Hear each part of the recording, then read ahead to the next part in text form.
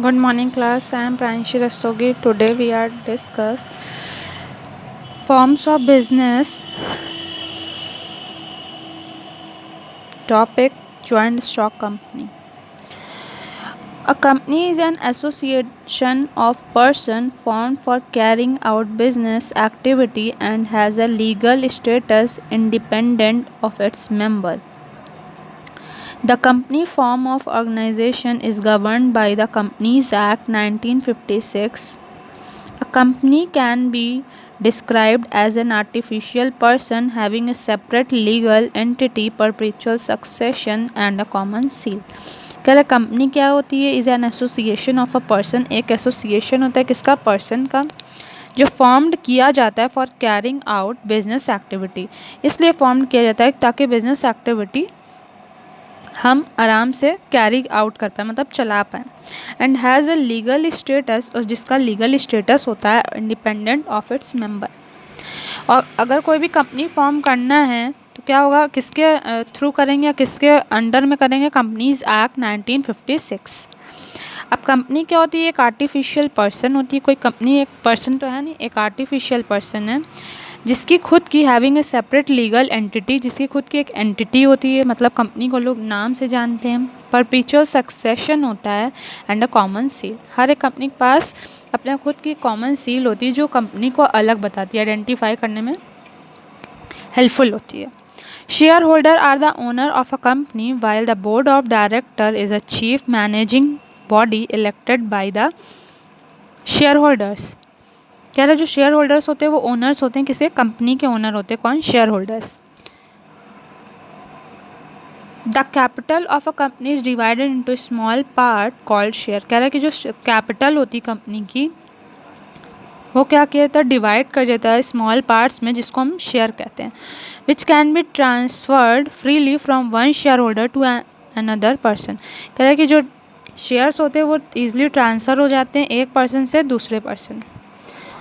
अब कुछ फीचर्स होते हैं. सबसे पहला फीचर है क्या? कंपनी एक आर्टिफिशियल पर्सन है, वो एक क्रिएशन है लॉ के आँख, मतलब company is a creation of law and exist independent of its member like a natural person. मतलब कि ये लॉ की नज़रों में देखा जाए तो ये एक नेचुरल पर्सन की तरह है. पर नॉर्म अगर separate legal entity from day of its incorporation, a company acquire an identity distinct from its member. कह रहा है कि एक आइडेंटिटी होती कंपनी एक्वायर करता है, जैसे ही वो रजिस्टर्ड होती है उसके पास आइडेंटिटी होती खुद की डिस्टिंक्ट फ्रॉम इट्स मेंबर, जो उसको मेंबर से अलग करती है.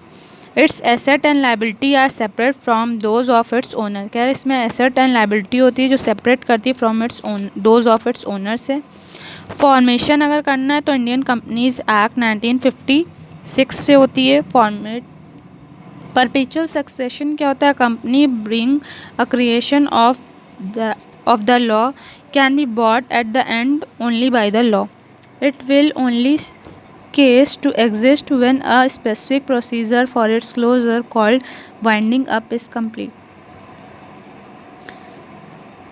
कह रहा कंपनी ब्रिंग की जाती क्रिएशन ऑफ लॉ, मतलब लॉ के क्रिएशन में ही कंपनी को क्रिएट किया जाता है और and can be bought to an end only by law. और उसको वाइंड अप भी किससे किया जाता है? कोर्ट ऑफ लॉ में जाके कोर्ट में इसको वाइंड अप भी किया जाता है.